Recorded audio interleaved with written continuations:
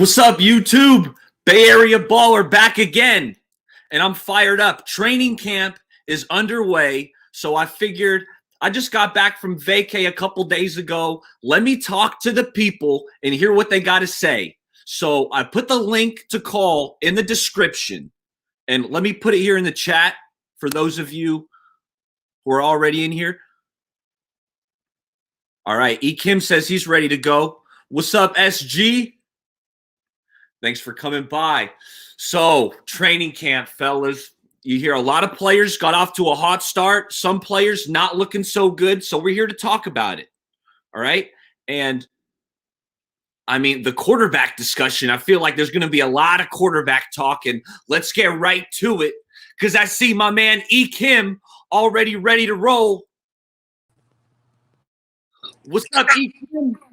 Good. How are you?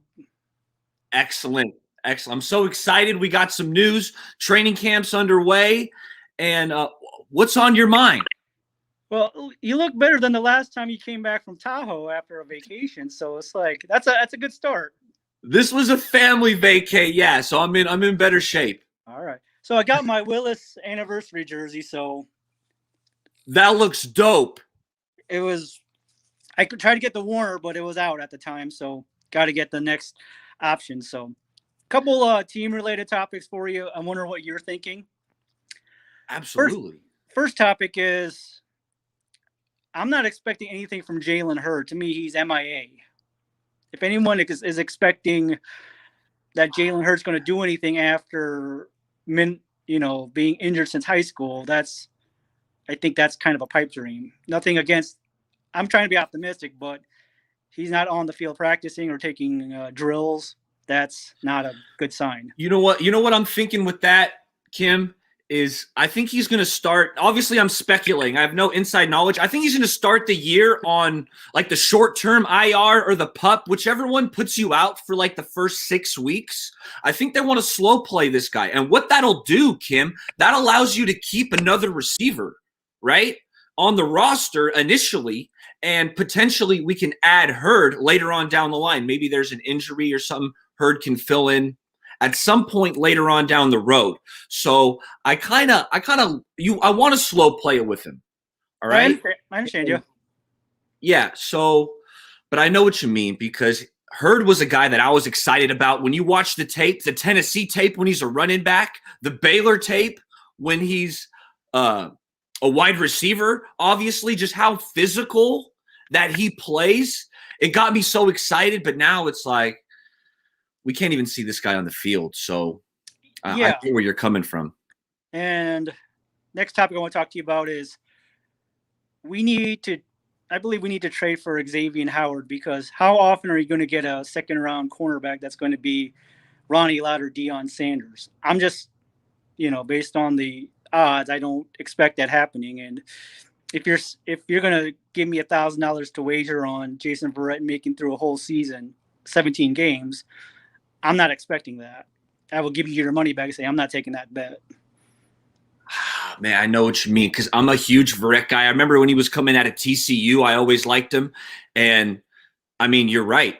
The odds are he's going to miss some games and hopefully not, but he's missed chunks of seasons so many times. So it's going to be hard to really write in Sharpie Jason Verrett for all 17 games of the season. Yeah. So what I will say is, Kim, I'm a big E-Man Mosley guy. I do like Emmanuel Mosley. I think he's solid. He covers Metcalf pretty well. Check the breakdown. I did a breakdown on Emmanuel Mosley versus DK Metcalf when they were locked up one-on-one, and he held up pretty well. But a guy who I've heard has gotten off to a slow start, Kim, is Ambry Thomas, the third-round pick out of Michigan. And when we did our draft, I did my draft grades right after the draft, and that was the pick where he only started one season at Michigan. So I saw it. I was like, you know what? This guy's really unproven. He's got some tools. He's got the size. He's got the speed, but he's just inexperienced. So Ambry Thomas, I don't know if he's a guy we're going to be able to count on if a Verrett goes down. Exactly. I mean, to me, are we going to get a second round cornerback if we have to invest in one, or just get one that's already a proven all pro and has led the league in interceptions? To me, I'd rather take that shot. And Darius Slay, remember last year, Darius Slay was only traded for a 3rd and 5th to Philadelphia. So, I mean, yes, because we're talking about Xavier Howard. I got off the point there. Xavier Howard, that guy is a baller. I think he led the league in interceptions last year. He was up there. He had a ton of picks. This guy is a ball hawk. And you know what, Kim? I want to try something. Waruna's also calling in. I want to see if we can get a little 3-way chat going. See if we can try that out. This will be a Bay Area Baller Takes callers first. Hey, how are you? Maruna. It's Maruna. How are you? We got a little 3-way going on. I want to see how this works out. How you doing today, Waruna? I'm doing well. Vernon Davis. Kittle. I love it. We all got our jerseys on. I'm pumped up. And I got my Fred Warner jersey coming in. I ordered it, but guess what, fellas? I ordered the white. I know the red is the new release of the 94 throwbacks, but the white just looks so crispy, so I got the white one coming in, Fred Warner. Good choice. Well, it should look good. So, well, Bruno. So, actually, I want to just add to that. Basically, the cornerback situation, it really scares me because right now, the vaccination situation, it's a sensitive topic regarding Jason Verrett. We all understand that. But given the NFL protocols and everything now in place, if Verrett cannot play due to COVID for some reason, because there are new variants, the Delta variant is highly, it spreads too much, pretty fast. And we are talking about 17-week-long season. During that, there can be new variants that not exist right now, can come out. So it's going to be more scary due to that. So I'm not sure why we are not taking this situation seriously.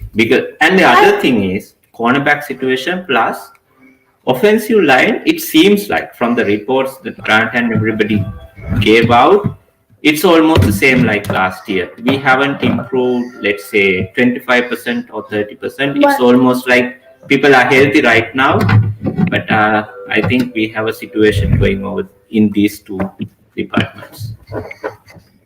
Yeah, when we're talking vaccines, I feel like the majority of the team is vaccinated from what I understand, right? There's a few guys we know that aren't. Mohamed Sanu just told us that he's between his first and his second vaccine. So, this is, I don't know. Kim, what are your thoughts on this one? To me, they're all grown men and have to make their own decisions. I'm just going to leave it at that. If they're asking for more information, that's cool. And hopefully, there's no major outbreak. That's all we could ever ask for. But I want to ask one other question to you, Bay Area and Maruna. Based on the reports from Grant and everybody else from the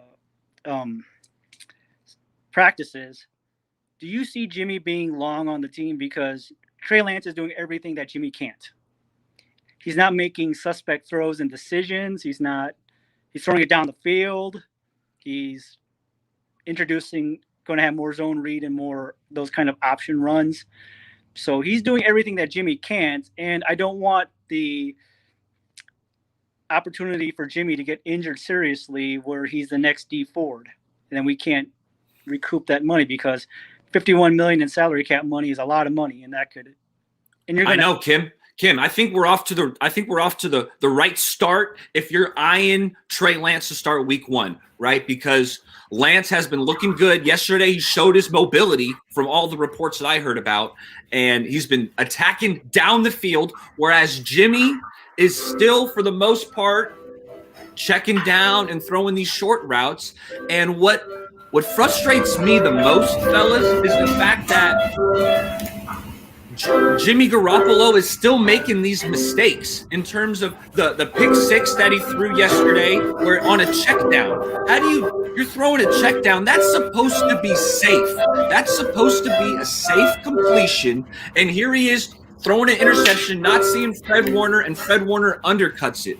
Now, the second pick, which was the more egregious one by all reports, was Jimmy Garoppolo double clutching and throwing a duck that's flopping in the air, and Jason Verrett can basically fair catch an interception. Now, these are mistakes that we have to clean up, because this is stuff we see from Jimmy on a regular basis, and it's unacceptable.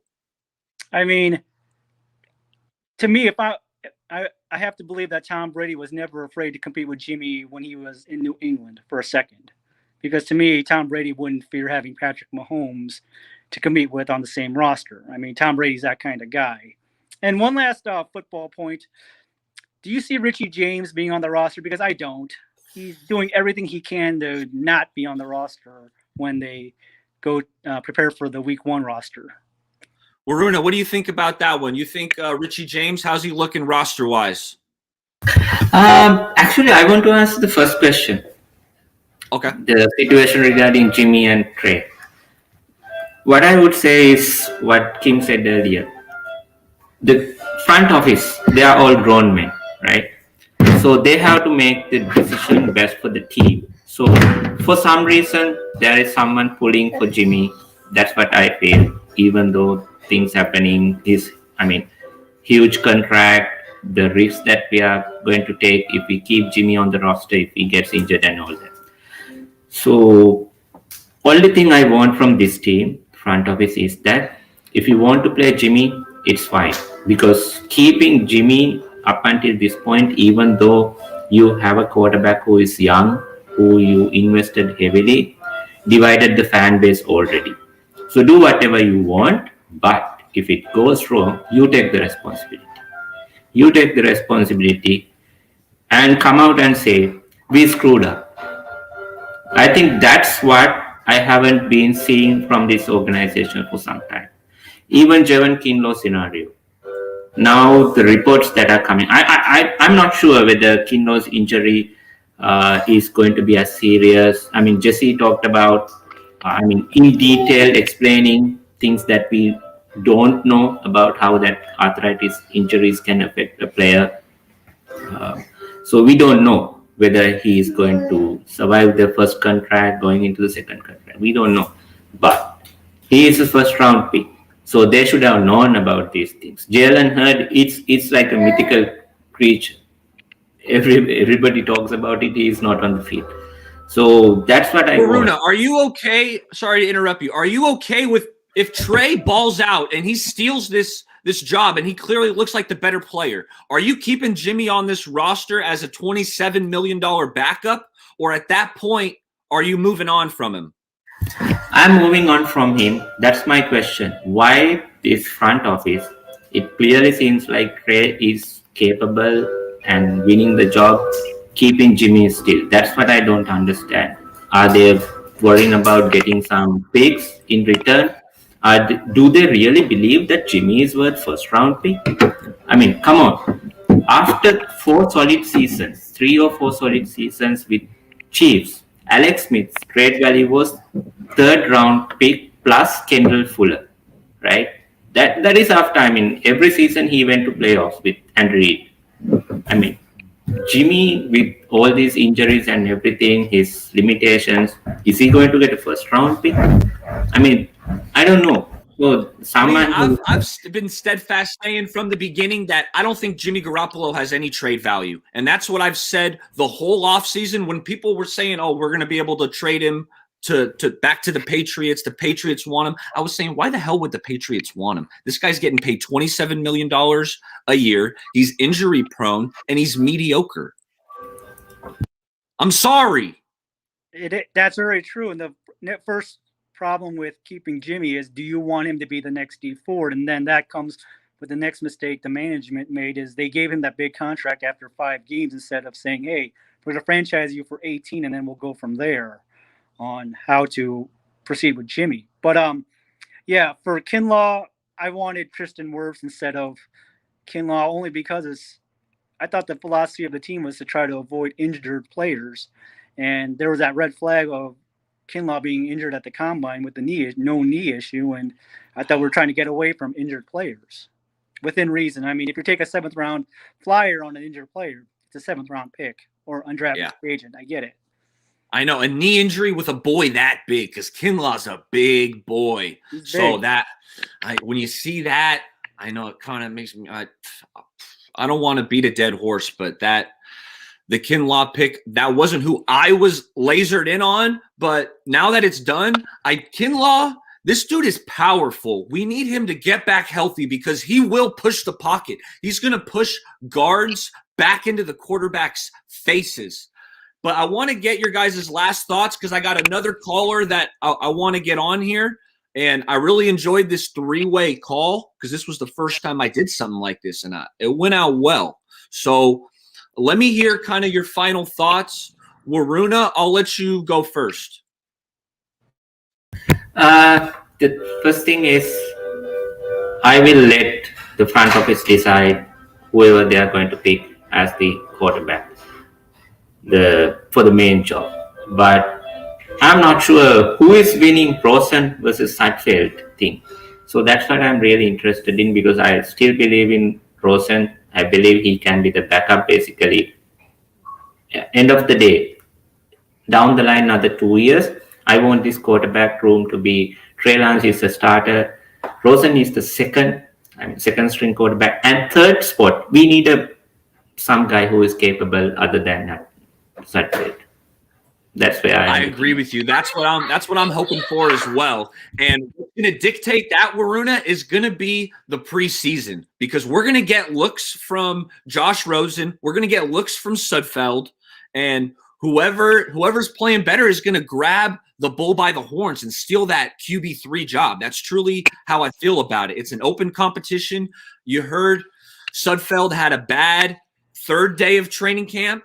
And then yesterday, it sounds like he bounced back and had a pretty good practice. I think he went for 6 and 6, something like that. Yeah. Okay. Thanks, Maruna. Thanks for calling in. I'll talk to you next time. Okay, bye. So one last point, and I'll let you go, Bay Area, for the next caller. To me, they need to – the front office – I agree with Maruna. The front office needs to make a decision on Jimmy because the quarterback controversy is already set and it's in motion. And until they make a decision one way or the other and then stick with it, then – But I think you got to wait as long as possible, right? Because Jimmy, from what I understand, Jimmy's money isn't guaranteed until week 1 or at least right before the season starts. So you got to see how this thing plays out. How does Trey Lance respond? You know, you almost want to hold on to both guys. I mean, I don't want to say for injury purposes, but it's almost a bit of insurance, right? The longer you wait, you're just waiting to see what happens. And so you want to wait as long as possible. Yep, and the thing is, I just don't want Jimmy to do what Kaepernick did towards the end of his contract and get a surgery, and they couldn't move on from him because of the not being able to pass the physical. So I know you've brought that point to me, and it's a very valid point. Kim, I appreciate you calling in, and I'm definitely going to do this again because I love talking to the people. You guys are the voice of reason, and thanks for calling in. I'll talk to you again next time. All right. Thank you, sir. All right, this next guy, my buddy from the UK. Hey, man. Daryl, Alien Jazz great, Party. man. You know what? Hey, I'm so glad you called in because we've talked a little bit on Twitter, and I know you're a passionate 49er fan, and I don't know as much as you guys. I'm out here, but I know my sport. I'm really good on sport. I'm learning from you guys. So you guys, I'm not in the same league. When I'm in the league, then I can really go for it. But I am learning. I know a bit. But what do I say the most important thing in sport is? The fans. That you did. And when I said we need more energy at Levi's, you appreciated that. And you were like, hey, the hardcore fans, we need to get them to more games. And I agree. I mean, if what Grant did do the thing right in the draft, right? Imagine what the fans in the stadium could do if they all got together and united like we do as fans. You know, you're making complaints about the stadium isn't good enough. Man, the voice, it's the fans. They make it good, regardless of the stadium, regardless of where you are. It's in here. And you can put them off. Make songs up. You know, that's right. You know what? There's a lot of noise. Levi Stadium gets a really bad rap, right? Everyone's been pounding the table that Levi's is horrible. And you know what? I went to 4 games in 2019. All right. That was the most games I ever went to in one season. Usually I go to a couple, but I went to 4. And you know what? Yeah, the sun beats down on you, right? And it's hot. But guess what? I'm still yelling my butt off, all right? The next day after a game, I have no voice left because I'm out there, defense, give them the D. But you should get them when the bus comes in from the away teams. Really get them. You should get them outside the stadium. Get them before it happens. Get them at the hotel. Pull the fire alarm in the middle of the night. That way it wakes up the whole team. That's the old. Scared that you're going to. What team did that? Some team pulled that off in the Super Bowl. Do you know? There's one thing I got to say, right? In all these chats, why is it the Jets and the Lions fans? Aren't they really bad teams? And they come into the 49ers and they just try to take over these 2 teams. Daryl, let me tell you, you know what? Detroit as a city, is on the decline. And you know what? Maybe they don't have the YouTube creators that the 49ers fan base has. We have so much good content out there that, you know, it's that other fans want to come. They gravitate towards our content. I don't blame them. It's incredible why someone would spend all their time doing that. I just don't get why there's one guy who just comes in every time. And you know what? And they like the attention though, Daryl. They like it. They get to come in the chat and kind of steal the chat and go back and forth, and people feed into it. It's fun. I do it too. At a match, in our sport, in our thing, we do that at our match. We give it to them and they give it back, and that's why you go to games. As those guys, he needs to go to a match. That guy who does it. And get it out at a match, not on the internet. You know what I mean? The reality game. Yeah, that's the real thing. Is real is going to the matches and you remember them, don't you? When you're at them. There's a question I got to ask, right? Because I'm new to this. How much of this camp and preseason? How much does Kyle actually know his team and his roster now? How many places are really up for grabs, realistically? Would you say? Oh, that's a great question. Okay, so there's a 53-man roster, all right? Yeah. I would say probably, if I pull up the depth chart, I'll be able to give a more accurate number, but I would say probably at least 40 spots are locked in. And so there's maybe 13 spots that are up for grabs here. So it's regardless of what they do in the camp or preseason, they're already locked in, aren't they? Yes. You say. So a lot of this is just about fitness, about getting them fit again and getting into shape, isn't it? I mean, I know everyone's really reporting, oh, he's dropped it. It doesn't matter now, does it? Because he's already made his decisions, hasn't he? Does that make it, or am I not making myself clear? I mean, do you know what I mean? How much of it is actually, who from now could come from the camp pre-season and really make a name for themselves? Has it ever happened? Like a player? Absolutely. Absolutely. It happens every year where a guy comes out of nowhere, balls out, and if you're making plays in training camp in the preseason, you're grabbing the coach's eyes. All right. So the coach is saying, hey. Who can do that now? Who do you think can be that player that no one's talking about that could actually make the roster and have an amazing preseason camp right now that no one's talking about? Predict it. There's a guy, Daryl. There's a guy I've been talking about all off season. He had 0 sacks last year. Okay, he was playing for the Oakland Raiders, and it's Arden Key. Nobody was talking about Arden Key, and what happened yesterday? He forced his way. He squeezed through a gap and forced a fumble between Trey Lance. It was a handoff, and Arden Key shot through the line and just disrupted it caused the fumble. I believe he also recovered the fumble. So Arden Key's a player that nobody's talking about.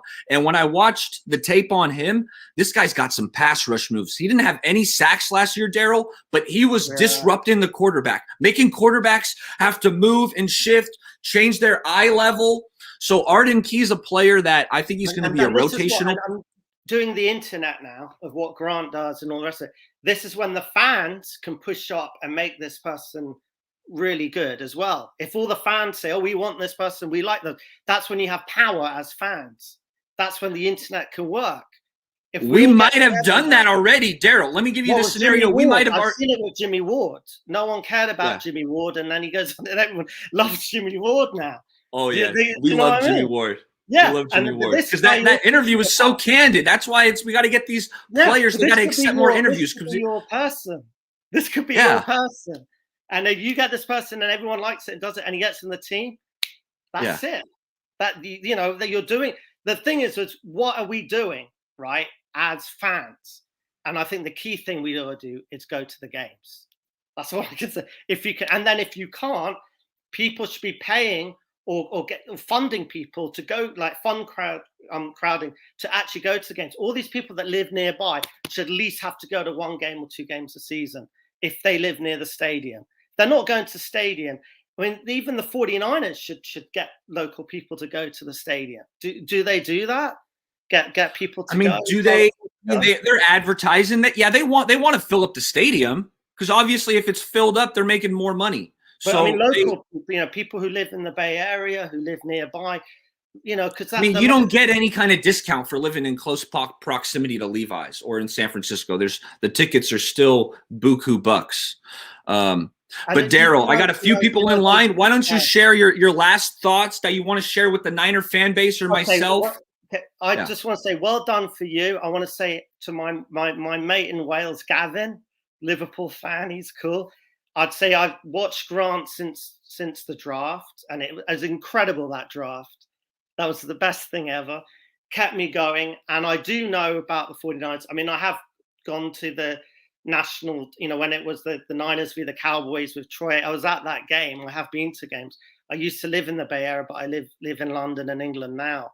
But I am I'm also a Giants fan as well. And they're doing really well as well. Oh, Chris Bryant's going to make his debut a little bit later today. I hope so. I hope Chris Bryant's in the lineup because I'm pumped up. The Giants, we make these World Series runs with rosters that you don't feel like should make it there, and we somehow get it done. So I'm pumped up, and I like that. I like that you threw that in at the end. And the other thing is I've learned so much, not the obvious things, but I've learned a lot of things being on this line, on doing it. And I'm really, really grateful for everybody who actually gives their opinions and everything like that. It's really good. And it's really good team support on the internet because there's a lot of things going on. And I appreciate for you having me on as well. And have a good weekend. Alien Jazz Party. You know what? I appreciate you coming on, and we'll talk a little bit on Twitter like we usually do. All right. Anyway, take it easy. Thanks. Man. All the best. Okay, bye. See ya. All right. Next up, my man Chewie. My man Chewie. What's going on? What's up, man? What's up? I had to jump on and show you some love. I was scrolling through. You popped up. I was like, hey, I got to get on there, show some love to Bay Area Baller. He's a legend. So this is awesome, man, what you're doing here. Hey, Chewie, I'm having a lot of fun, and now we got some content, right? Training camp's underway. Hey, Chewie, you gotta plug your channel, man, because I know I'm subscribed. I appreciate that. Yeah, Bay Area Baller, you were one of our first subscribers when we started out. So everybody at Chewie and Alejandra, search us on YouTube, Twitter. Give us some love, guys. We're all trying to build this together. We have this 49er community. I'm starting to put some articles on all 49ers SI, so y'all can check some of those out. But yeah, I love this community, man. It's really just grown so much the past year. So I'm happy to be a part of it, and I appreciate anybody supporting us, man. It's great. Absolutely. Hell yeah, get that in. Chewie, training camp. What's on your mind? You know what, man? Everybody's mind is on the quarterback. I'm focused on some of the smaller details going in on the team. Like some of the positions I think that we're weak. I'm kind of a realist when it comes to a fan. A lot of people go out there and they're like, oh, we're going to win the Super Bowl. We're going to be in the Super Bowl this year. Trey Lance is going to be the first rookie quarterback to ever do it. But, I mean, we need our whole team to do it. When we look at it, I'm looking at our secondary, our cornerbacks especially, man, they are not looking good. Jason Verrett, the last couple days, he stepped up his game. I think the last 2 days he has had an interception each day. But, Mosley right now is out, and we really have nobody else. I mean, Tim Harris is not playing too great. Ambry Thomas is getting burned left and right. We haven't even heard of Diamador Lenore yet. I was saying this couple weeks ago before we started camp. I was like, who's going to be there? Cornerback is our biggest weakness on the team, and it doesn't look like we have an answer there, man. It's kind of I'm pretty worried about it, honestly. You know what? That's a really good point, because you're 100% correct about that. We knew the cornerback position was thin, and now when you take Emmanuel Mosley out of the conversation, now it's real thin. And yeah, so we were all expecting it was going to be Jason Verrett that might miss time because of his injury history. To add into that, he's one of the players that is not vaccinated, so he is very likely to miss some time this season. And right now we have nothing. I mean, we have no answers.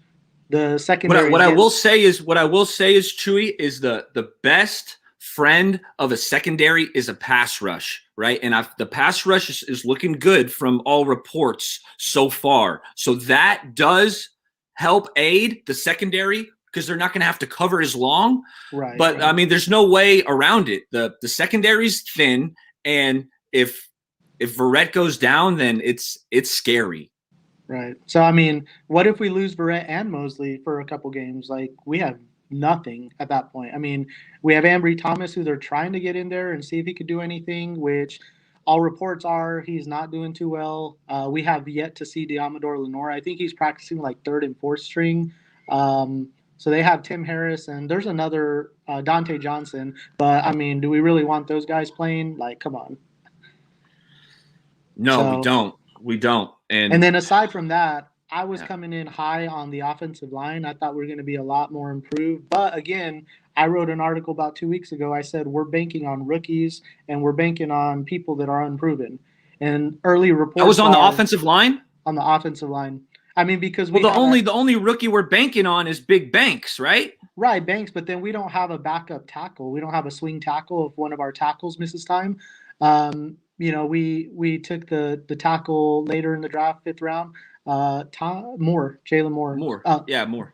But I mean, neither one of them is really playing very well at all right now in camp. I mean, it's to be expected. They're rookies, but do we really want to see Tom Compton there at tackle? Or Brunskill apparently is doing decent at guard, but I mean, we kind of saw him play last season. He didn't really impress too much.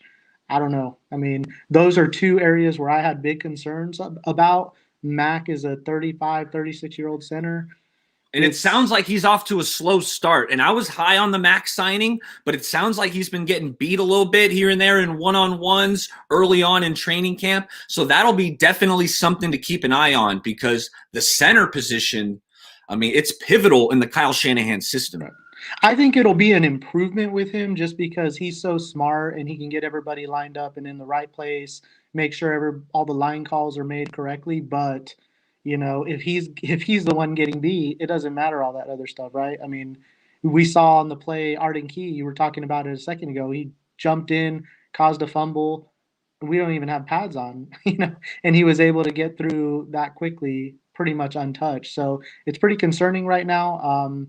But hey, it's early. I'm holding out hope. Hopefully these 2 weeks, 3 weeks of practice will do some good and we get somebody in there serviceable. If not, there's a big cut down coming here at the end of training camp. People are going from 90 players down to 53. Maybe we can get a couple players here or there that are actually going to contribute. I've said all along, like I said, 2 weeks ago, 3 weeks ago, we had a roundtable with the SI riders, and I was saying we're going to pick up 2 or 3 people off of cuts from camp. People think like our roster is locked in, we have too many players vying for positions. I think we have a lot of unproven players, and I would not be surprised to see at least 2 or 3 people that we're signing off of other teams who get cut at the end of camp. Absolutely. That's a great point because other teams are deep at certain positions. You might get a team that's deep in the secondary, right? And they're only going to keep 5 DBs, right? So they got to cut a guy or two that other teams are just salivating at the mouth. Like, look, their 6th corner can be our 3rd or 4th guy. So that's just how it works out in the NFL during training camp and cut season. So absolutely, you got to keep your eyes peeled across the league to see who gets cut, who's available, because you're always looking to improve the roster. Yeah, I mean, and everybody, quarterback, we're super excited about it. I'm excited. Alejandro's excited in the competition. But everybody needs to hold on, man. You need to pump the brakes.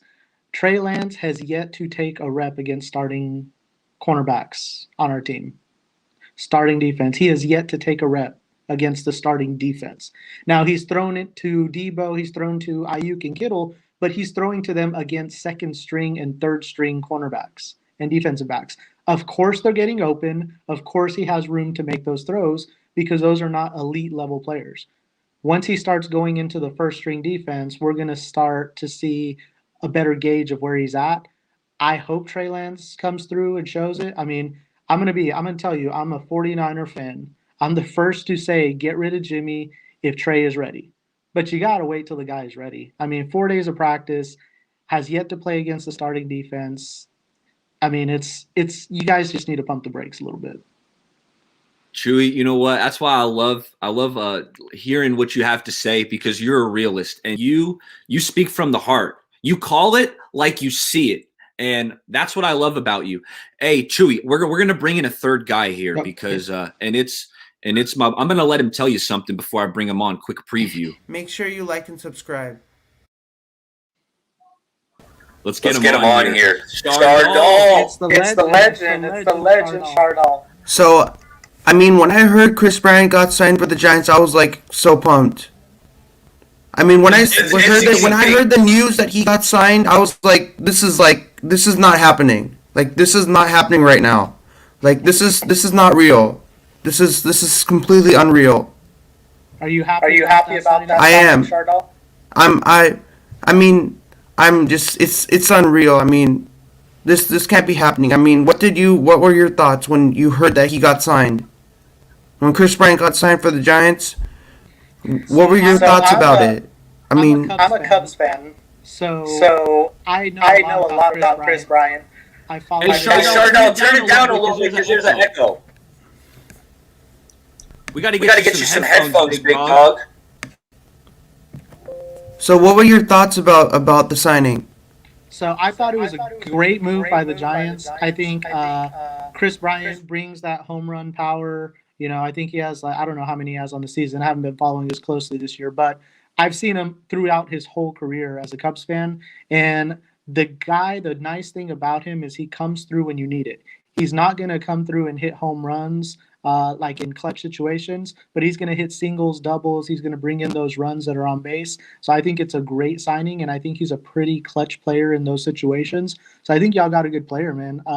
Don't expect him to come in and hit, 50 home runs, but he's going to come in and he's going to get timely hits, and he's going to get those runs in.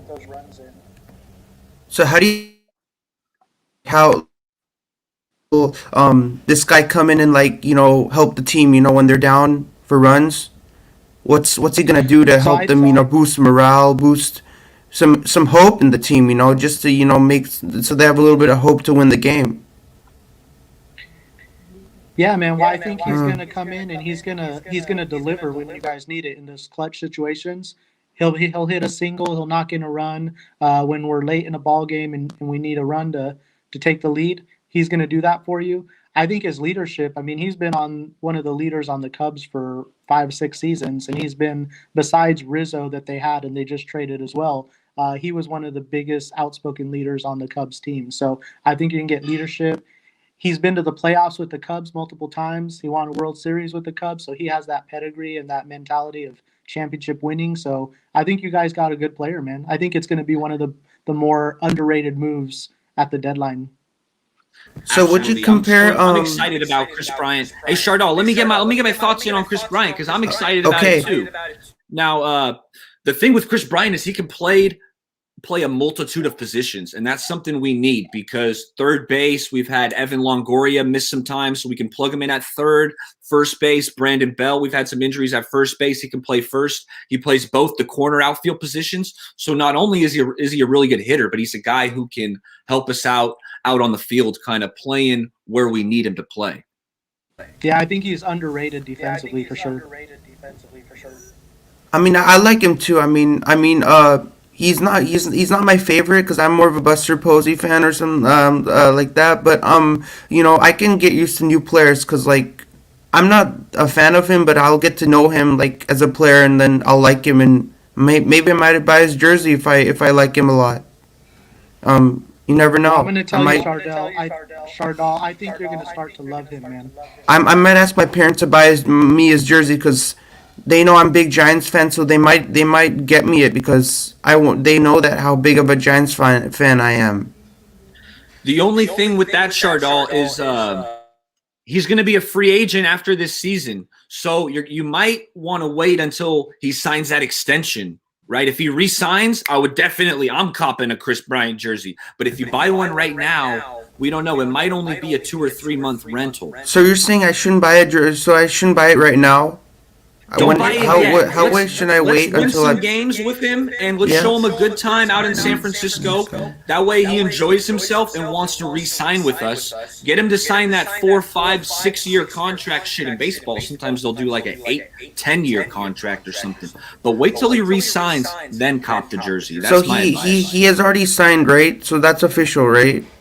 He's already with the team. We traded for him. So he's going to be on our team for the rest of this season. But there's only a few months left in the season.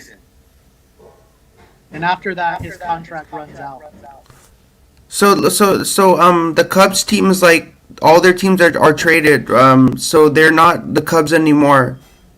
Because Dexter Fowler is gone, Anthony Rizzo is gone, and now Chris Bryant is gone.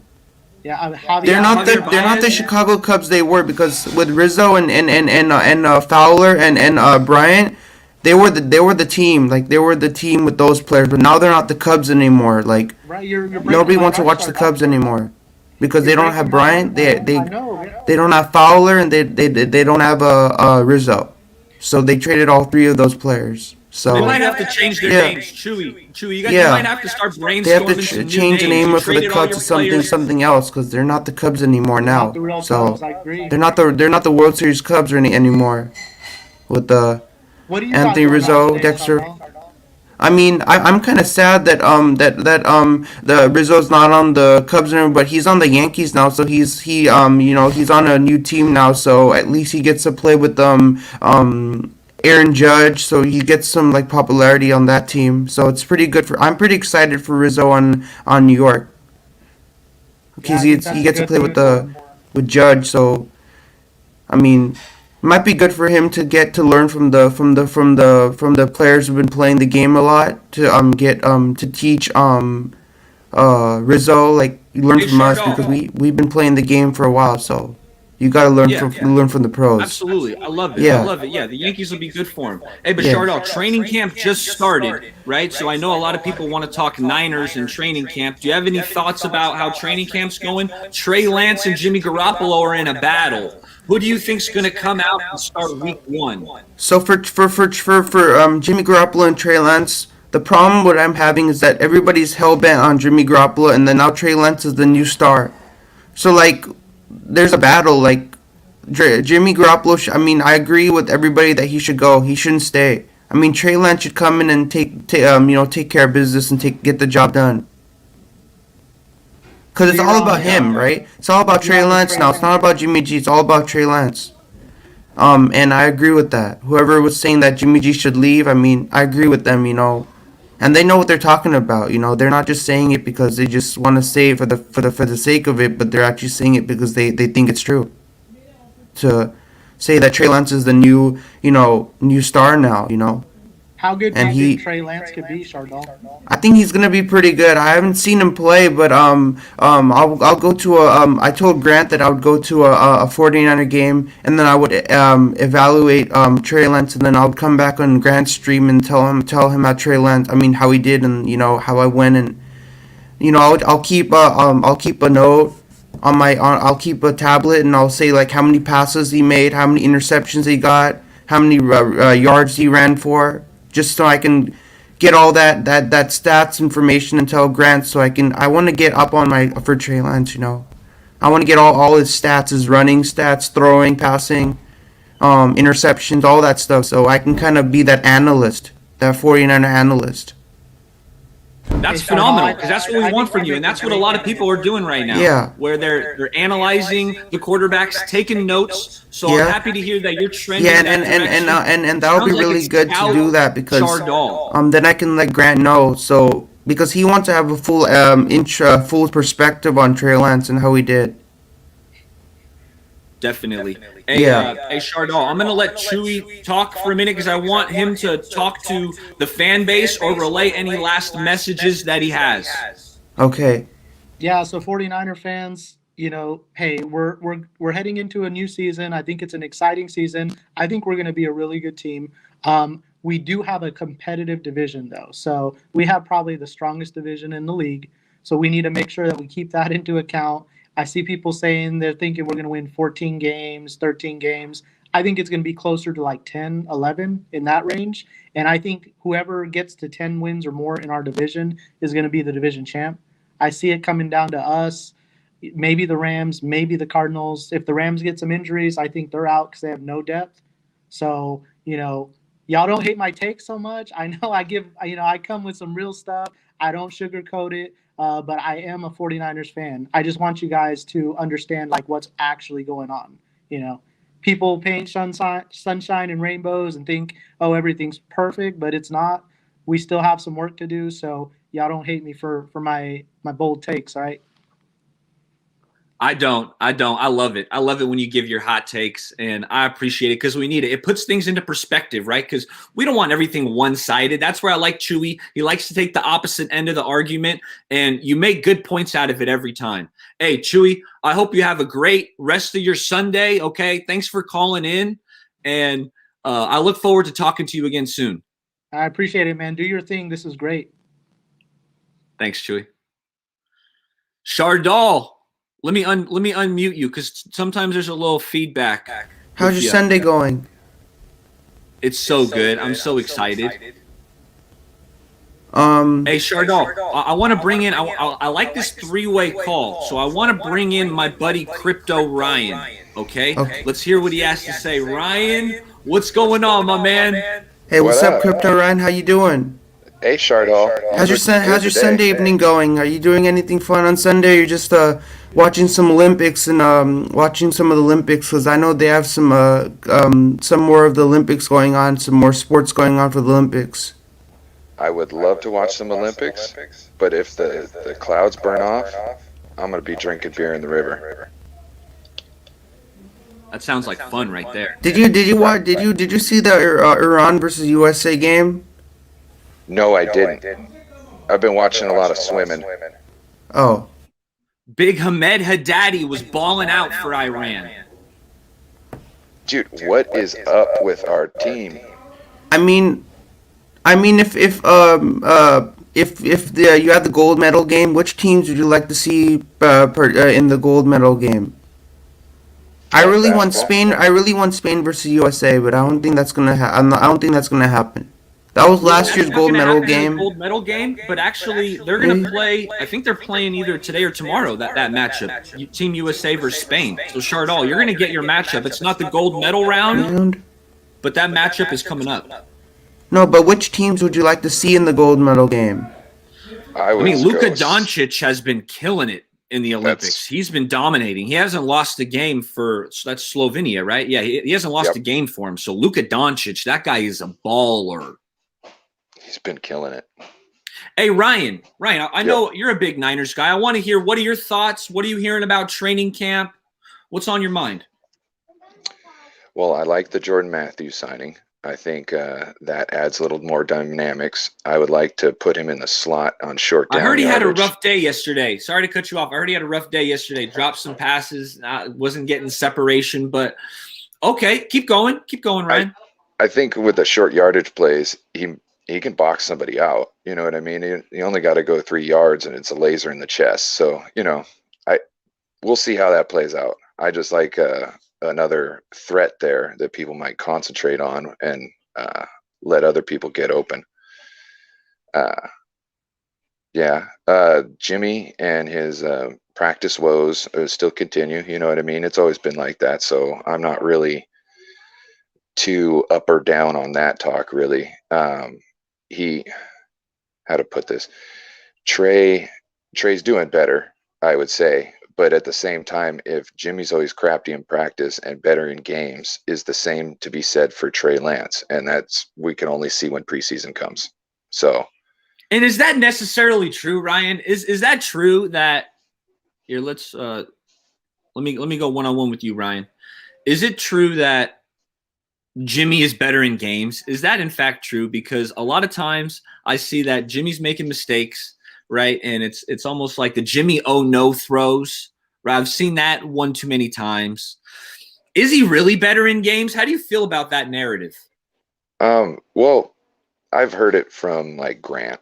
Grant, covers the team, and he's said that, that he's always crappy in practice. And if he's seen him for 3 years in practice, well, minus last year, essentially, which Jimmy threw 5 consecutive interceptions in a practice last year, if I remember correctly.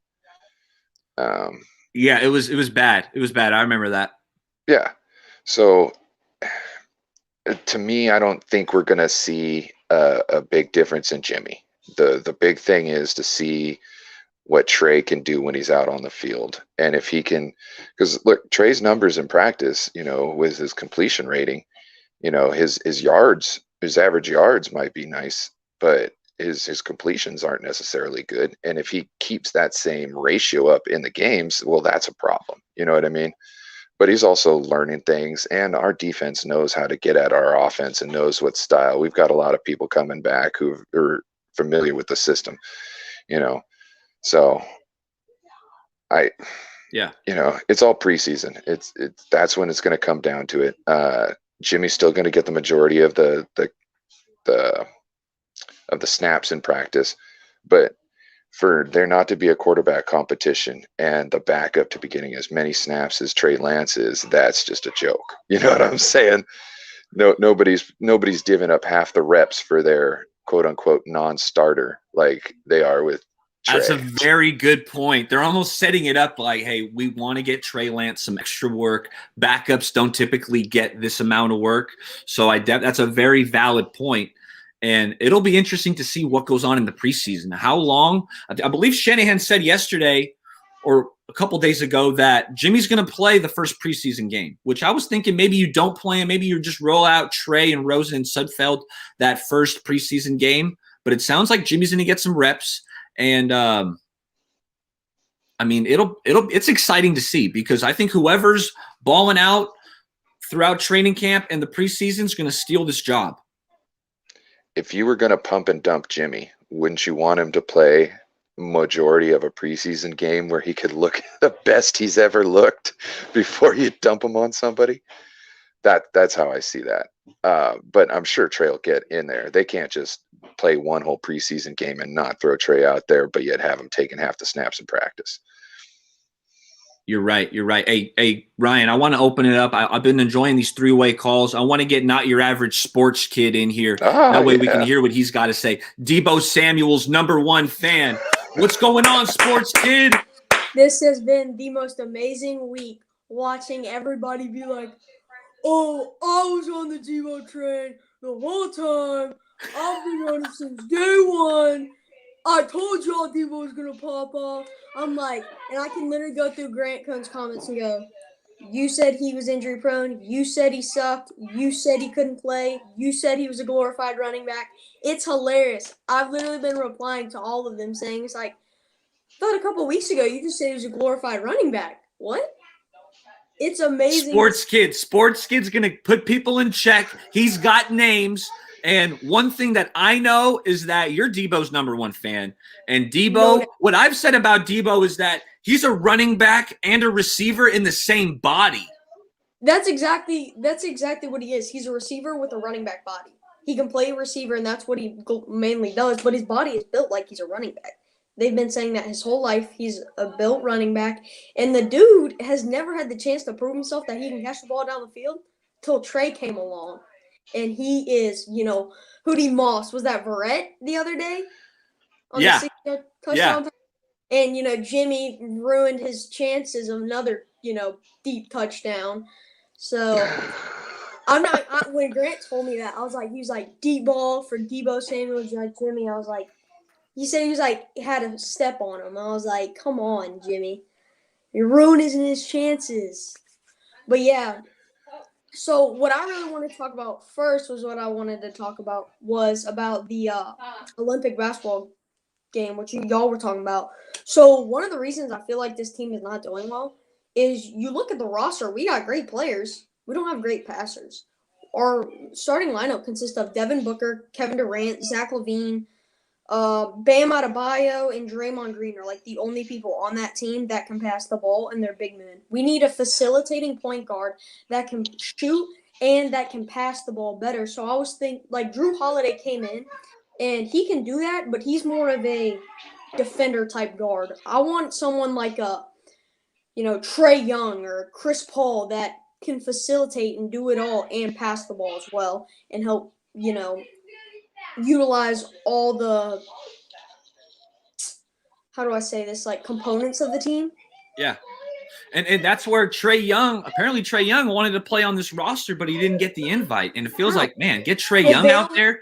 JaVale McGee makes the roster, but Trey Young is just brushed off. It's like, you're not good enough. I know it doesn't make sense to me either. I hear people talking about how the coach is playing his style of ball, which I guess is very complex, and that to me seems counterintuitive when you're talking about these guys don't play together a lot, and you're talking about putting them together for just a month or so. You know what I mean? To run things, you want them to be as simple as possible, so they can take care. Use the assets that they have instead of confusing everybody. That's a good point. Basically, from what I heard, as I saw an interview, it was basically Drew Holiday talking about that. He's like, all right, he's our coach, but if we keep on this losing streak and we're not going to play well, I thought Not Your Average Sports Kid fell of the face of the earth. Glad he is on. Sports Kid's back, baby. Debo's balling out. That's going to get Sports Kid to wake up. Let's go. Dude, I was on vacation. I needed it, and we had like a bunch of family stuff. So I was back. I did a couple shows. I did an NBA draft party. So I've been back for the past couple weeks, for a week now, doing a bunch of NBA draft stuff. But going back to the Team USA, so pretty much what in the interview Drew Holiday was saying, it's like as a team, I feel like we're united. I feel like Greg Popovich's style won't really fit our team as a whole because our team doesn't fit with his type of style. So they said, we're going to keep on doing what we're doing and we're going to keep on losing. So, we're taking this into our own hands. Sorry, you're just going to sit there and you can run the rotation, but this is our team and we're taking this into our hands. That's basically from what I heard and what I saw. Like, the players are pretty much just going to take this, like, it's their ball. So I'm excited to see how that works out. A little bit less structured. Don't let the ball players be ball players. Let the athletes be athletes. And like you said, take control of this game. This is their Olympics, all right? And I woke up and I watched that game versus France, and I watched Evan Fournier just carve up that team. But you know what? I want to get back to the Niners because I wrote some notes. Here are some players that I heard have been doing well at the start of training camp, all right? Samson Ebukam. Deebo Samuel. Deebo Samuel's been the star from what Jason Aponte was saying. Yeah, MVP. Yes, but I heard Samson Ebukam is looking good early on in training camp, and that's something that you would love to see. D Ford is out there. Hey, D Ford is out there. That's just a plus in itself. All right? And putting that money Kevin to work. Givens, DJ Jones, the interior of this line is strong and deep, all right? So these players are looking good. Any players that I didn't mention that you guys have heard have had a good training camp so far? Didn't Grant talk about Street?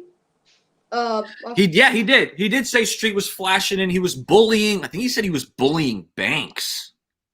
Banks is getting bullied a little. And Mac. He pancaked Mac. But scary. But that was without pads. And as an offensive lineman, it's like I used to play left tackle, and like it's really hard to block anybody when you don't have the shoulder pads to get up underneath. Yeah, lock like right here, isn't it? Aren't you supposed to lock like right here with your finger or your hand? You want to be a little more inside and underneath, but yeah, it's really the only way other than getting to the side of him and being able to push him. It's really the only way you can stop somebody because you can't hold. I love it. Hey Ryan, you got any last thoughts you want to share with Sports Kid or myself or the rest of the Niner fan base? We don't want points, Sports Kid.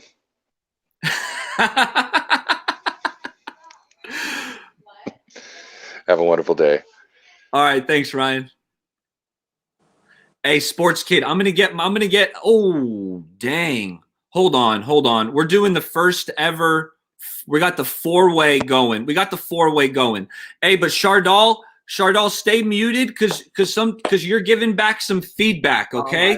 So Shardal, keep yourself muted for now, but I want you in the stream. Okay. Amin the Dream, what's going on? I finally get to meet the Shardal in person, the GOAT, the legend, said I'm gonna cry a little bit, finally get to meet Shardal. How are you doing, Shardal, man? Shardal, how you doing, bro? I'm doing good. Great to be on. Cool. Hey, Shardal, I'm gonna keep you muted for now because there's an echo, okay? So you just hang out and listen for a bit, and I'm gonna keep you muted. All right. Amin the Dream, Sports Kid, I'm happy to be joined by both of you. Amin, you've been listening to what's been going on. Do you have any thoughts on this training camp that maybe we haven't touched on, or what's on your mind? I woke up late, so I don't know what you guys talked about before. I legit just woke up, and I was like, oh, Terrio Baller's on. I missed like an hour. Just jumped on real quick.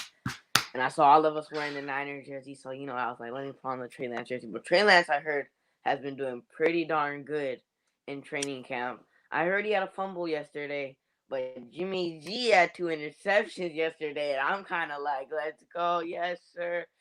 And I know that's not good, but, I'm like, come on, Jimmy, yes, keep throwing those interceptions, Jimmy.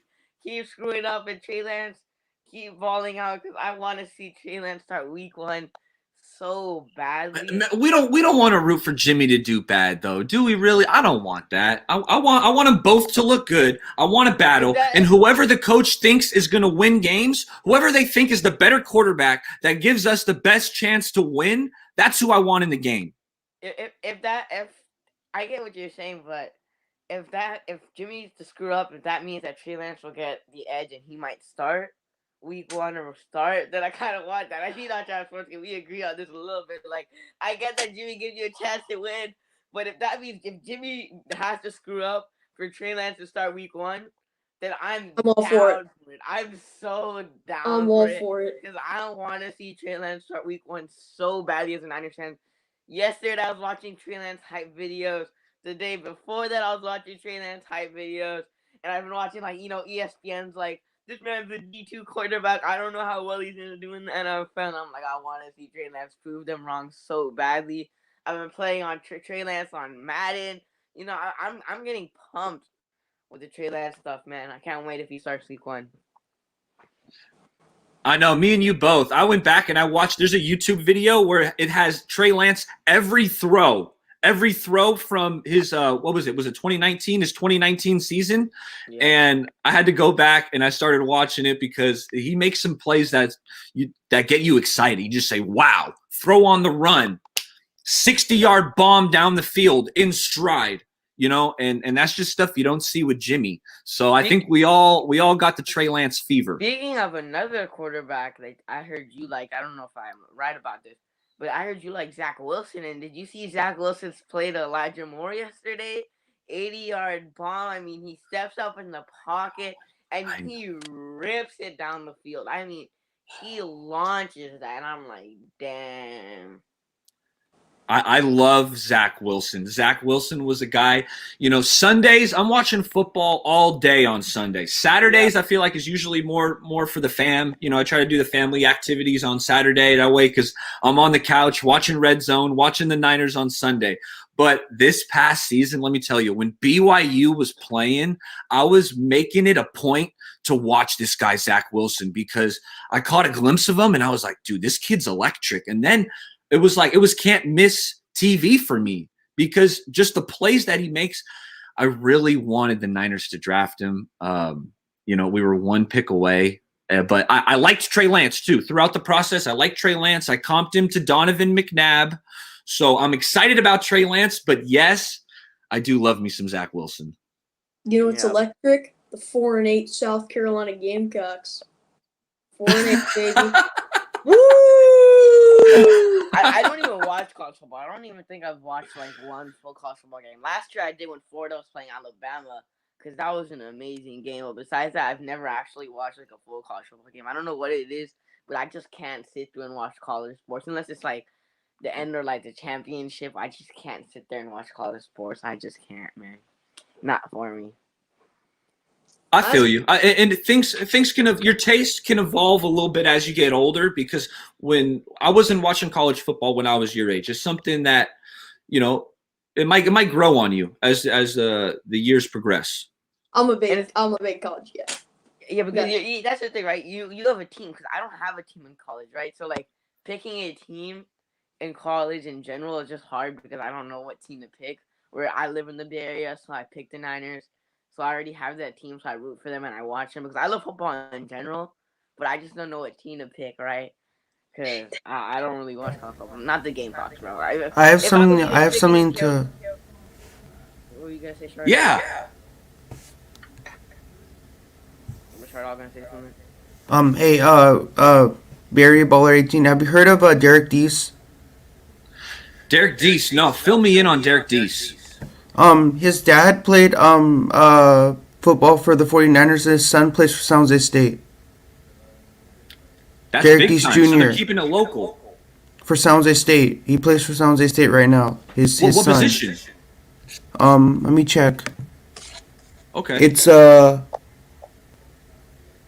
tight end. That hat too. Oh, tight end. Yeah, tight end. So yeah, he's versatile. He can block, he can catch. Yeah. Because I go to San Jose State right now, so I'm really excited about Derek Deese Jr. Good, you should be. Yeah. College football is the topic right now. And San Jose State, they got a pretty good program over there. So that should be exciting. You should try to go to a game or two. Yeah, I did go to a game or two. Nice. College game. Yeah.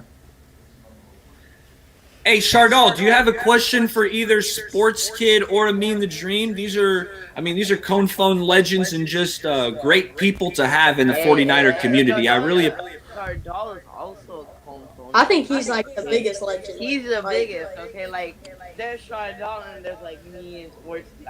Shardal is up there. Shardal is up there. We're below him, okay? Shardal. So my question for you guys is, who's the most legendary player in the 49ers? Debo Samuel. And why you say that? You gotta have some evidence. You gotta back up what you're saying. You can't just be saying he's the best. You gotta have some evidence, man. You gotta back it up. You gotta back that up. He's a deep threat. He's got anything you need. You want him to run the football? He can do it. You want him to bulldoze someone? He can do it. You want him to moss someone? He can do it. He can do it all. The only problem is his injuries. When he's on the field, he changes the whole dynamic of the offense. The second he went out that football team game, their team went down. But when he was there for that Rams game, he doesn't lose against the Rams. Aaron Donald says who? He knows who he is. He knows who he is, and he's scared. He's scared. Aaron Donald, you're a liar. If you don't know who Debo Samuel is, you better get to know him because he just ran it all over your ass. Yeah. Same with you, Ramsey. 99. But obviously the best player. If we're talking like currently, it's not Debo Samuel. We all know it's not Debo Samuel. It's probably like George Kittle or Warner. But if we're talking all time, it's obviously between Joey Cool and Jerry Rice, whichever one you choose. If we're talking all time, I know me and Barry Baller had a discussion on my channel, It's between Joey Cool and Jerry Rice. It's But it's right. obviously be done between those two. It's all about who you think is the GOAT. Some people might say Rice, some people might say Montana. But if we're talking currently, it's between Warner or Bosa or like Kittle, some of those guys. Or Debo. Definitely not Debo Samuel. Yeah. Don't even put Debo Samuel in that conversation, bro. It's way too Bruh, early to put Debo He's Samuel in gonna that conversation. surprise you, and he's gonna be a top 15 receiver. People and said you're Jimmy gonna be Garoppolo was said, gonna surprise "Oh, me this he's year. never He's gonna gonna be a top 15 people said receiver." Jimmy Garoppolo was gonna ball out this year. You know, he's gonna have that fire in him. All right, Well, that's all right. I got something. I got something for Who? both of you guys. Okay, we got to figure out who's the 1,000 total yards. You know what? 1,000's too easy.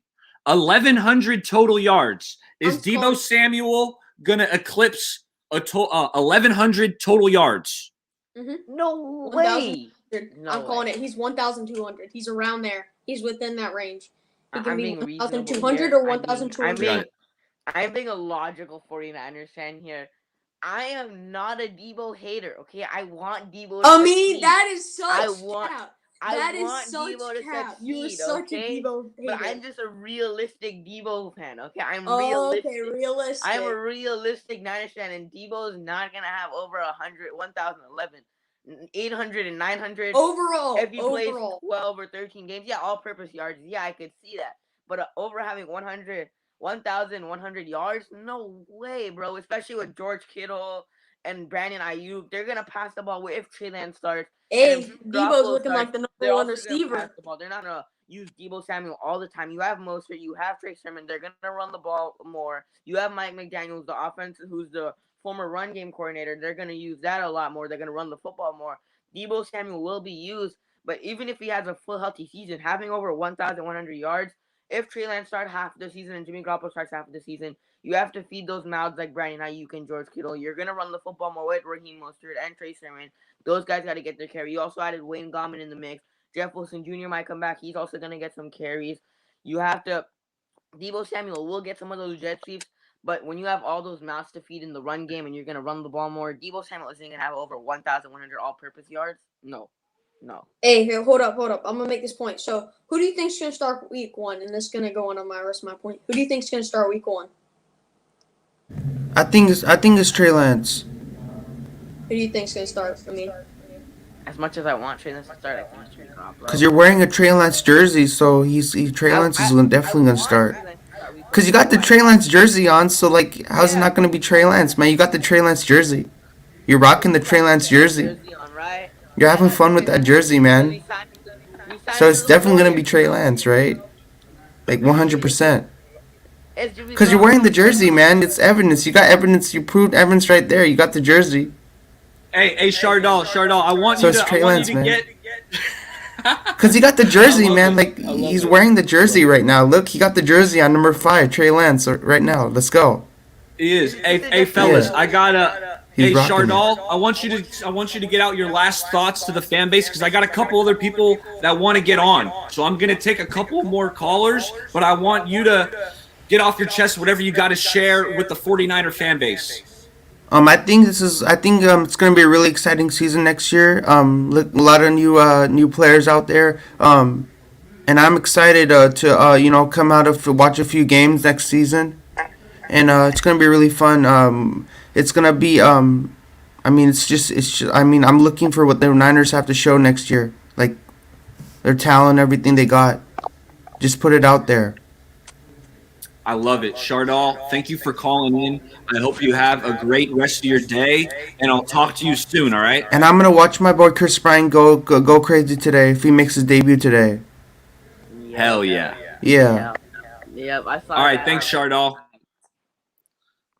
All right, going back to who starts. Who do you think's gonna start Bay Area Baller week 1?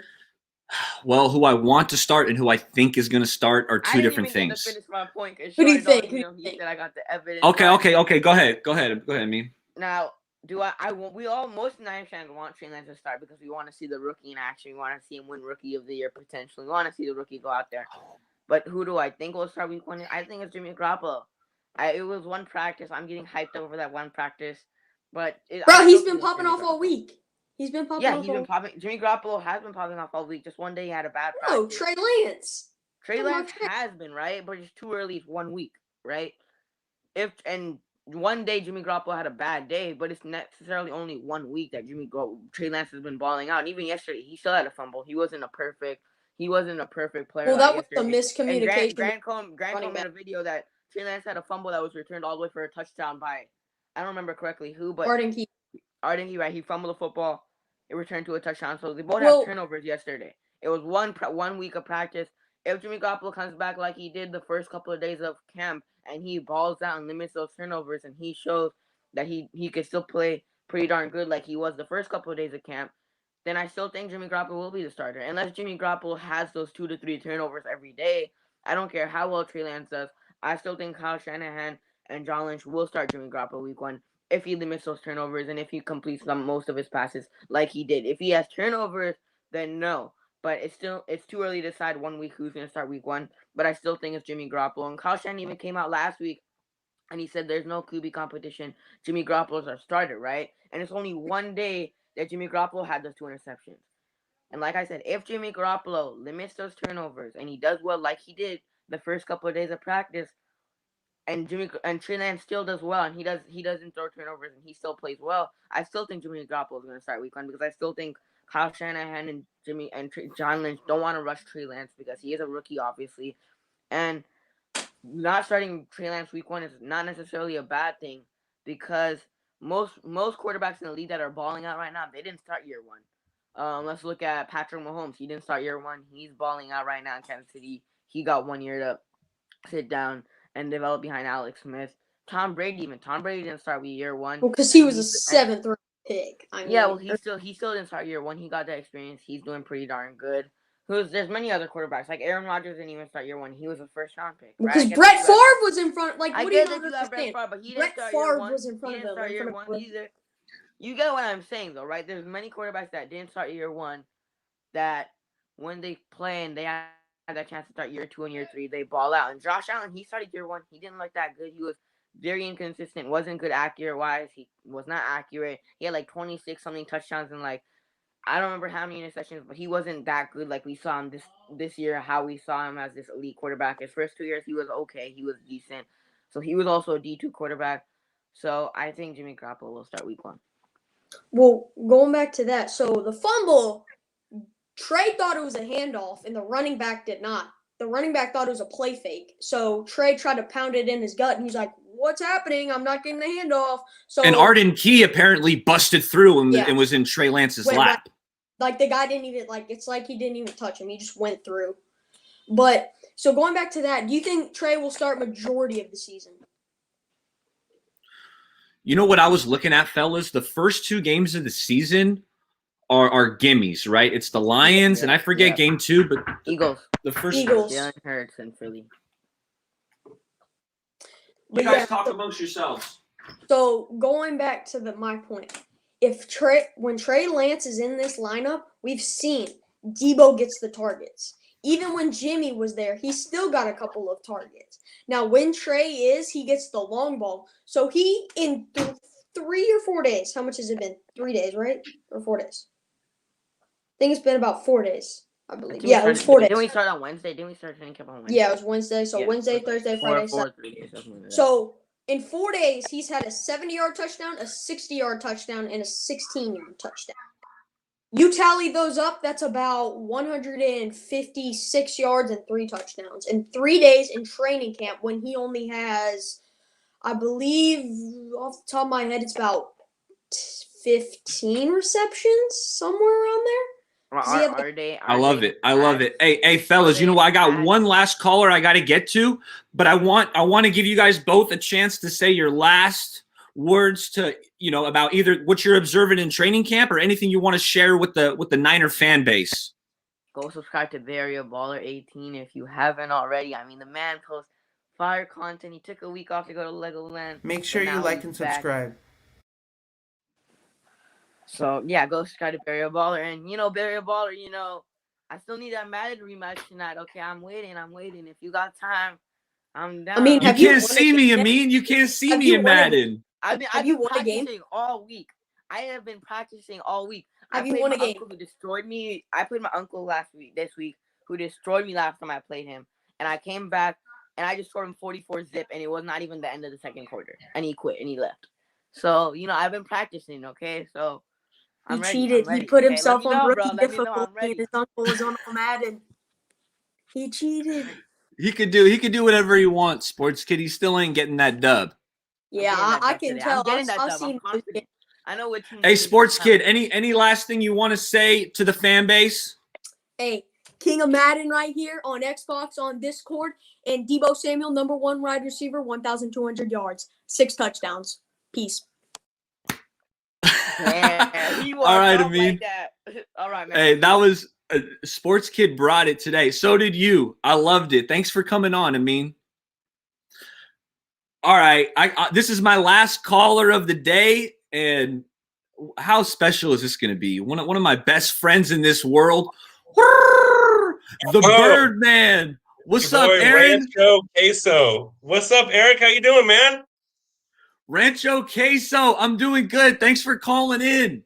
You know what? Yeah, I got to man, thank you to. because a lot of my setup is due to you. You said when I started this venture of YouTubing and whatnot, you said, Eric, man, you got to get your lighting better. So let me send you a light. Let me get you a laptop stand. You're the man. Thank you, Rancho Queso. Well, I just love what you're doing over there, man. And I watch a lot of podcasts and everything. And I wanted my boy to be looking legit. And you look awesome right now, man. I love it, dude. I love it, man. And I love what you're doing here. Listening to those 2 young bucks there, it was like our high school fantasy football sports chat, except with less curse words. I loved it, man. Those 2 kids were great. They're legends in the 49ers community. Sports Kid, Amin the Dream. They have YouTube channels. Make sure you subscribe to them because they're doing a lot of good stuff. And by the time they're my age, I mean, they're going to be so seasoned. Like, I'm still a rook, and they're going to be seasoned vets. Oh, yeah, soon. man. Yeah. They already have chops for sure, man. And I'm freaking dropping facts about people I never even heard of, dude. I love it, man. Those kids are great. I'm going to have to brush up my knowledge here. Unfortunately, here in Oregon, it's a bit harder to chat about the 49ers at your local sports bar, but we have a few chats and everything. I will say though, with all this Trey Lance talk, I've been out of the sports game for the last month or so because I'm trying to prep for the fire seasons up here in Oregon. Hence Rancho Queso and the John Deere hat. It's not a poser. I have a John Deere right out my window right here. So everyone just That's right. Hey, I can verify this, fellas. Just for some context, this guy's got a farm. He's got a whole bunch of farm animals. This is Rancho Queso we're talking to here. Yeah, Rancho Queso over here. If you want to check us out at Rewild Refuge, we are rescuing animals. We just rescued one overweight pig from being slaughtered. And we have another 5 pigs, 3 sheep, and 5 horses. So along with the horse boarding business is how we pay for all this. But yeah, man, I love that we got Trey Lance. And I don't love Jimmy G, except he was a backup behind a very strong QB for a number of years, just like Rodgers. I'm not saying he's Rodgers. I know we're in green and yellow, but I'm not saying he's Rodgers. All right. Except I think Jimmy G can do the job.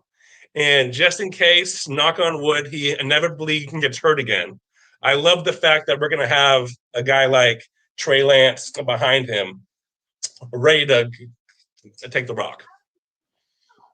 Absolutely. I love it. What you were alluding to, a lot of good quarterbacks sit the first year, maybe 2. I don't think it's going to be 2 in this scenario just because we invested so much to get Lance that maybe, 1 season is reasonable, but I don't think you want to do it for 2. We got to get Jimmy off the books at some point here financially because he's very expensive. But you know what? I mean, Aaron, where I'm at, whoever gives us the best chance to win, that's who I want to see on the field. I want to win. I think this team we have is experienced. We have a lot of veterans. It's a good team. So, I mean, I think we have a chance at making the playoffs. And if you can make the playoffs, you got a chance at a Super Bowl in my mind. So 100%. I want to win 100%. games, and whoever gives us that best chance, put them on the field. But I don't want a $27 million backup. That's what I'm saying. So if Lance is balling out and wins this job, then we got to offload Jimmy, cut him, because the way it works is we would save money, and that rolls over to next year. So if somehow we can get rid of Jimmy, cut him, or trade him, which I don't think is likely, that would set us up really well for next offseason. That would set us up very well. I just want to make sure that we have a backup who can handle it. Because Trey Lance is a young man.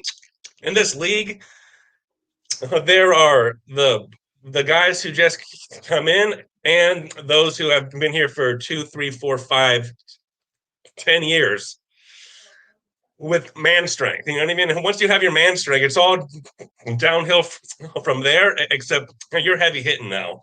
And against these young guys who maybe haven't felt that yet. So that's the only thing I worry about Trey Lance. I'm not sure how the O-line is right now. I hope we're going to be able to protect our boys, whoever is back there right now. Yeah, what should be improved is we should have an improved Okay, O-line from last year. Good. You got Trent Williams at left tackle, phenomenal. Left guard, Laken Tomlinson's been with us for a few years. Right. Solid player, solid, not exceptional. He was actually the player who gave up the pass rush that led to Jimmy's injury. He didn't block Quinnen Williams of the Jets very well. Quinnen Williams came in, hits Jimmy's ankle, and he's donezo. The center is a veteran. He's a new player we just brought in, Alex Mack, who's had a very illustrious career, but he's long in the tooth. He's old now, Birdman. So we'll have to see how the old wily veteran can hold up at center. Right guard is our one position we have the camp battle going on, and that's with Daniel Brunskill. Brunskill's a veteran. We've had him for a few years, and we drafted the rookie Aaron Banks in the second round, who's gigantic. Birdman. This guy is huge. I love that. Right?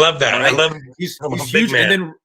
And then right tackle. So that's where right guard is that position battle with Brunskill and the rookie Banks. We don't know how that's going to pan out. But right tackle is Mike McGlinchey. And last year, Birdman, he was looking like you, right? 6'7". Yeah, 6'7" and like 280 pounds. You're not quite, but he was really skinny.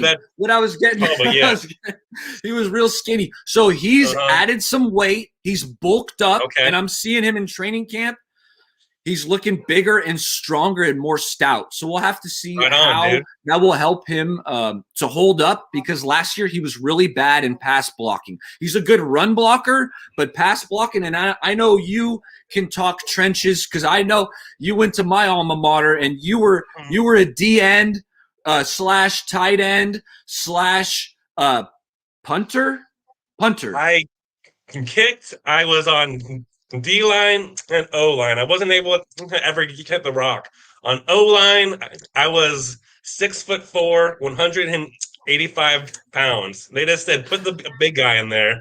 And I'll tell you what, people got through the line. So they instead put me on D-line because I'm a nasty dude. I can't just sit there and say, hey, hold up, bro. I'm not a bouncer. You know what I mean?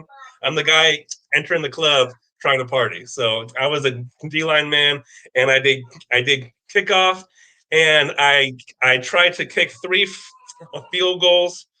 One got dropped by our boy Mark on the hold, so I kicked Posey in the ass, and then a few others got tipped. So after that, it was all just trying to make those big hits and sacks, you know. So it was all good. I love it. But hey, man, I want to say one thing, though. I know you're a very busy man, except I would love to see you down there in Santa Clara at these training camps. You're right, dude. Dream, you know what? I'm seeing all these videos coming out of people at training camp, fans, media, And you know what? The thought crossed my mind. I said, damn, why didn't I kind of organize this a little bit better? I should have got down there because I'm in the Bay. So it's like I could have got there. You're right there. You're right, Birdman. That's on me. That's on me. And that's something that I want to improve upon because I want to be the one not saying like, oh, I heard this guy's balling out. Oh, I heard this guy's looking bad. I want to be the one who can identify that and bring that to the people from my own set of eyes. But I'm not there. But you know what? You're right, Birdman. I got to make that happen, and I agree. I want to make that happen. We gotta set you up with a Patreon, and all you guys need to not just like and follow and subscribe, but also post Bay Area Baller on your Instagram, your social media, your Twitters. Blow him up. We'll start him up on Patreon. Maybe an OnlyFans. Who knows? I don't know what he does every night, but we'll get him working full time on 49er dialogue, and I would love to see that, man. I'd be on there. I'm rooting for you, buddy. I can tell you that. I know you would be. That would be a dream come true. And you know, I'm enjoying this platform YouTube's given me. I'm having a lot of fun with it. I love interacting with the people. We got a really good 49ers community that's been built on Twitter, Discord. You know, my boy Grant has helped me out along the way. And it's been a lot of fun. And hey, Birdman, any last thoughts you want to share with the Niner Empire or have any last thoughts on the 49ers in general? I'll let you guys know right now. I might now live in Oregon. I might not follow as closely as I used to on the 49ers, except I will guarantee you all that I am most likely the only one who has ever caught and thrown a pass to the one and only Joe Montana. So I'll leave you guys at that. I've seen the highlight of it.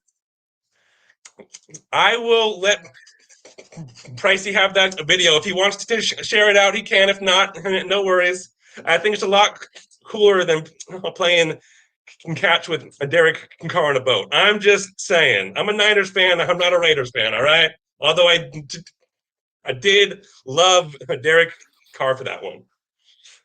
Yeah. Just a little context. My buddy Rancho Queso was on the boat with me when Derek Carr threw that pass famously a few weeks ago. That was a lot of fun.